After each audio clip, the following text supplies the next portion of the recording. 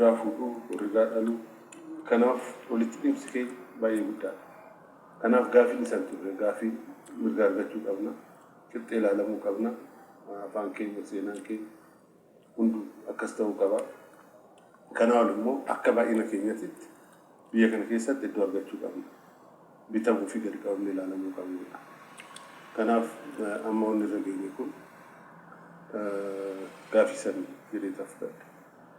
Amma walqixxummaa sun mirkanaa'ee jira. Iddoon keenya tan jedhamu sunis ijaan arginee jirra, dhufee jira. Akka abbaa biyyummaatti akka biyya kana hundeessee biyya kanaaf gahee guddaa taphateetti, uummata gahee guddaa taphateetti har'a wanni hojjetamaa jiru kun isa agarsiisaa jechuudha. Yeroodhaaf hedduun ta'e biyya kana keessatti biyya kana jijjiiruu qabna, biyya kana ijaaruu qabna, biyya kana biyyoota biraatiin qixxee godhuu qabna, karaa keessaa baasuu qabna jedhamee wanni hojjetamu jechuudha. Waan tokko miti hojjetamu, kummatamatu hojjetamu. Mandara tokko miti hojjetamu, Oromoo keessatti duwwaa miti hojjetamu, Itoophiyaa guutuu irratti hojjetamu. Maaliif Itoophiyaan tan Oromoo duwwaa miti, Itoophiyaan tan uummata hundaati. Kanaaf karaa kanaan gaafii biraa jedhame san bira geenye immoo carroofne ba'aa fi arraba kaanis dandeenye dubbii hunda tasgabbiidhaan dabarsine sadarkaa irraa kan akka ga'u gahee keenya taphanne ijaan arguu dandeenye irraa jechuudha.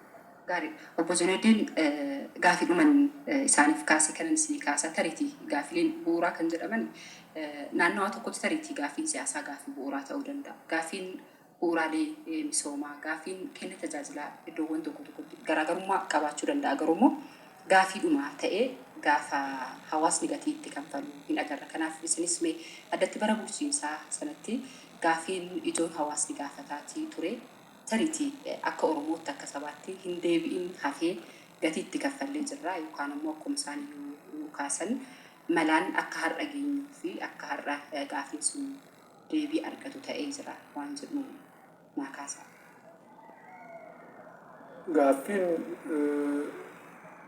uummata keessaa kutaa hawaasa adda addaa keessaa qabu barattootaan haa ta'u, dargaggootaan haa ta'u, bifa adda addaatiin ka'u gaafii uummataati jennee fudhanna. Ka barataa qofaa miti, barataan qaama hawaasaa waan ta'eef. Gaafiiwwan kun hin ka'u. Barataan yeroo kamiyyuu bara kana maaga muummichi ministeera haarofni dhufan kana as barataan tasgabbaa'ee barachaa akka jiru malee yeroo biraa barattoonni gaafii adda addaa kaasaa turan. Akka qaama hawaasaa hawaasa kaanirra waa baratee waa dubbisee waa arguutti gaafii kaasan sallaaluun turee jira. Gaafiin isaanii yeroo ka eeggate moo yeroo hin eegganne yeroo sanitti ka ilaalaa turre. Fakkeenyaaf barattoonni iddoo tokkotti yoo hiriira bayan achi keessa jeequmsi yoo uumamu nuyi anis kan tokko wanni godhaa turre barataa jalaa dheessuu doon ta'in gara barataa deemnee mariisifne wajjin teennee mari'anna. Guyyaa 2, 3, 4, 5 haga fixutti wajjin teennee mari'anna. Isaan ol waamuu qofa doon ta'in Amboorra yoo rakkoon jiraatu, Walisorra yoo rakkoon jiraatu, Harammaa irra rakkoo yoo jiraatu gara uummataatti ta'e.